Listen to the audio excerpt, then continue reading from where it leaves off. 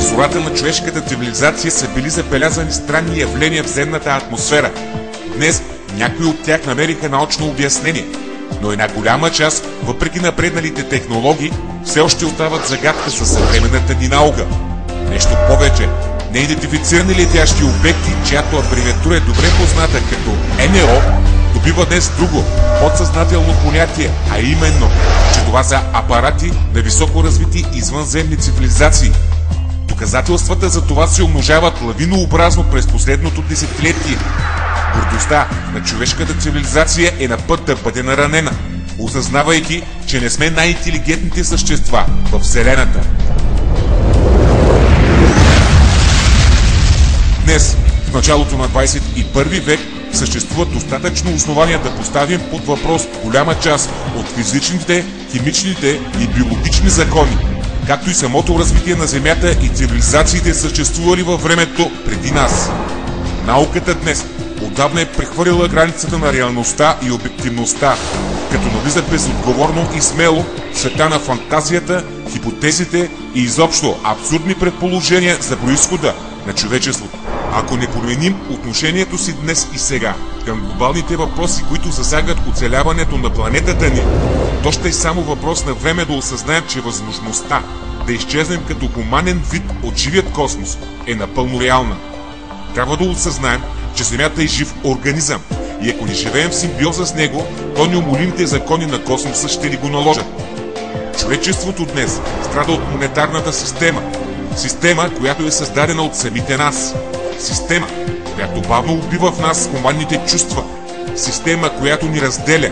Система, която е лоста за тотален контрол на човечеството. Човека все по-малко ще се усмихва, защото парите са невидимият демон, който живее и се храни от пространството между хората. Днес епидемията е заразила всички, а ваксина няма. Създаването на такава ще е дълъг процес, но ако не положим начало в най-скоро време, епидемията на парите и алчността ще убие последното чувство – човека. Днес е зората на ново планетарно съзнание, което ще ни освободи от оковите на материализма и ще ни поведе към по-висши интелектуални нива, които ще ни слеят с интелекта на Вселената и ще ни открият нови хоризонти на надежда в развитието ни като хуманна раса. В космоса преди милиони години е съществувал невероятен свят на планетата ни, наречен днес от нас ерата на динозаврите. Дали обаче ще се случи същото, което е изтрило от лицето на Вселената цялата флора и фауна на изгубеният свят, зависи от нас самите. Защото бездействието и егоистичното поведение на всеки един от нас днес ще предизвика утре действието на неумолимите закони на космоса.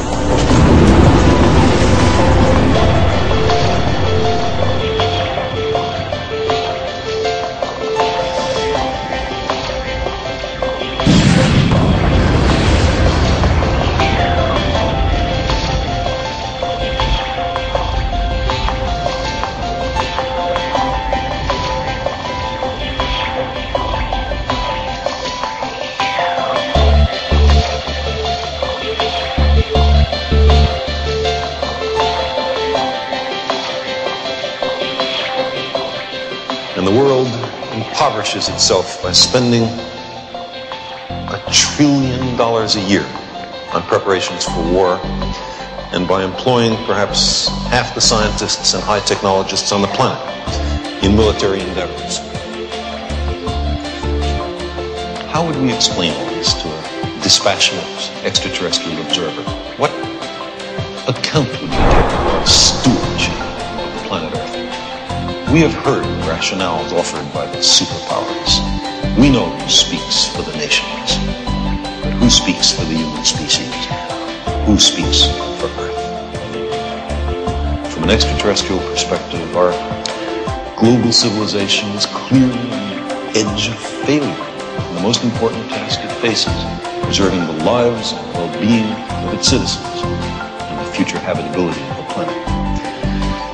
But if we're willing to live with the growing likelihood of nuclear war, shouldn't we also be willing to explore vigorously every possible means to prevent nuclear war? Shouldn't we consider in every nation major changes in the traditional ways of doing things, a fundamental restructuring of economic, political, social, and religious institutions? We've reached a point where there can be no more special interests or special cases. Nuclear arms threaten every person on the earth. Fundamental changes in society are sometimes labeled impractical or contrary to human nature, as if nuclear war were practical, or as if there were only one human nature. But fundamental changes can clearly be made. We're surrounded by them. In the last 2 centuries, abject slavery, which was with us for thousands of years, has almost entirely been eliminated in a stirring worldwide revolution. Women, systematically mistreated for millennia, are gradually gaining the political and economic power traditionally denied them. And some wars of aggression have recently been stopped, curtailed, because of a revulsion felt by the people in the aggressor nations. The old appeals to racial, sexual, religious chauvinism and to rabid nationalist fervor are beginning not to work. A new consciousness is developing which sees the earth as a single organism and recognizes that an organism at war with itself is doomed.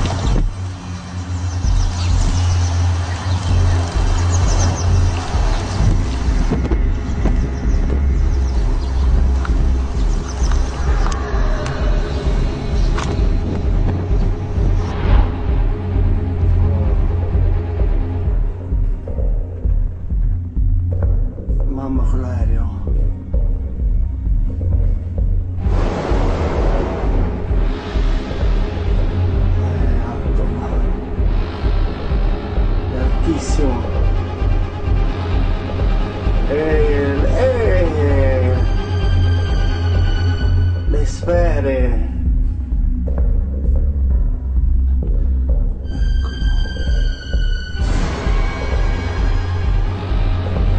Mamma mia, che bello.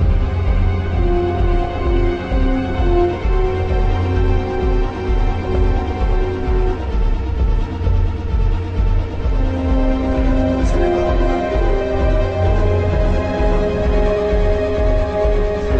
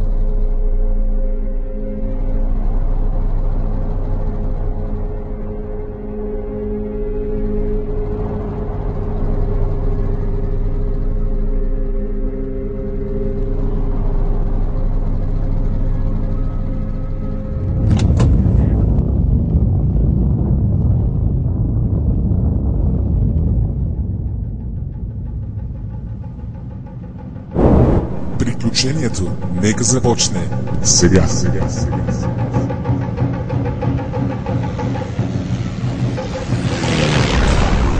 След Втората световна война, американският бизнесмен Кенет Арнолд съобщава, че на 24 юни 1947 година, докато летял с частният си самолет на планината Рейнир, щата Вашингтон, забелязал в небето 9 сребристи диска, които се носили във въздуха с невероятната за тогава скорост 2700 км в час. Освен това обаче, Кенет Арнолд забелязал, че обектите весело подскачали и се пригрупирали в полет. Те изглеждаха като чиники, подскачащи по водна повърхност, казва Кенет, и тези негови думи предизвикали огромен интерес от страна на медиите. Находчив журналист шегобиец използва фразата «летящи чинии» и от тогава тя навлиза завинаги в английският език. Още тогава обаче военно-въздушни сили на САЩ обявяват, че Кенет Арнолд е видял мираж, а днес във филм на Discovery се твърди, че е видял всъщност, забележете, ято-канадски гъски. Всъщност, летящи дискове са били наблюдавани в небето и от много авиатори във Втората световна война. Американските пилоти дори започнали да ги наричат със звучното име Full Fighter. Немските пилоти обаче имали тайната задача да ги изследват и преследват. Това се дължало на заповед на Химлер. Впрочем, още през 1938 година на остров Пененюнде в Балтийско море започва да работи научно-изследователски ракетен център, ръководен от Вернер фон Браун.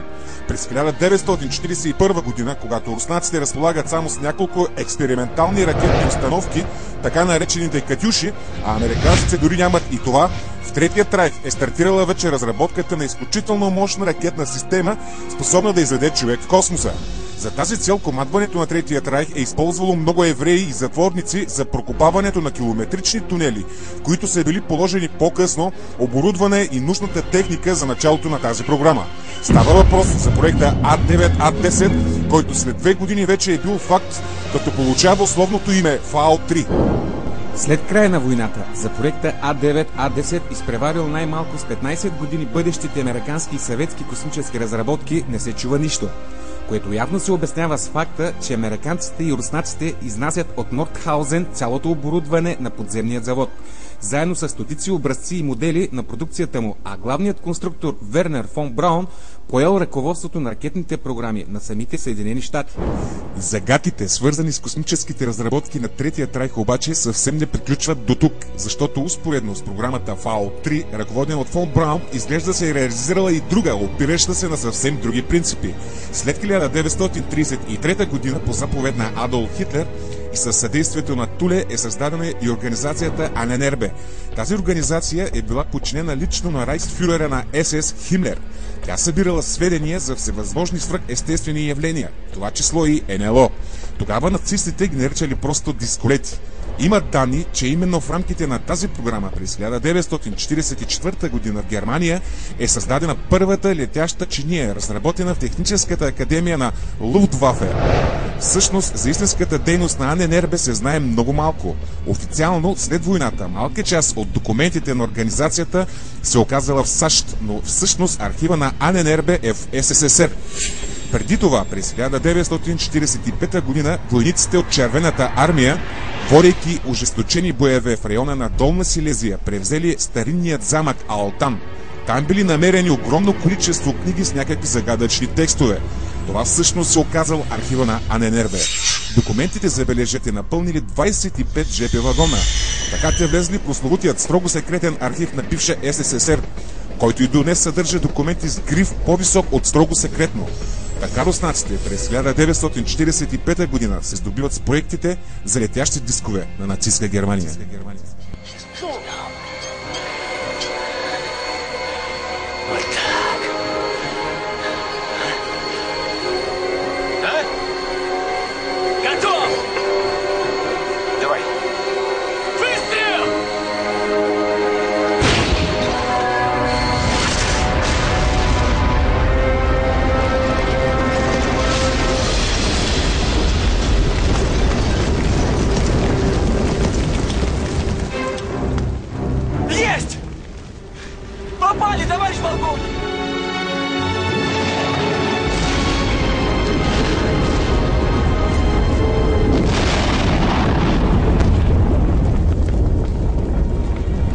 През 1950 година Съединените американски щати разсекретили част от архивите на ЦРУ. Оттам става ясно, че на немците им се отдало да изследват неизвестен летателен апарат, който претърпял катастрофа в района на град Фрейбург, Германия.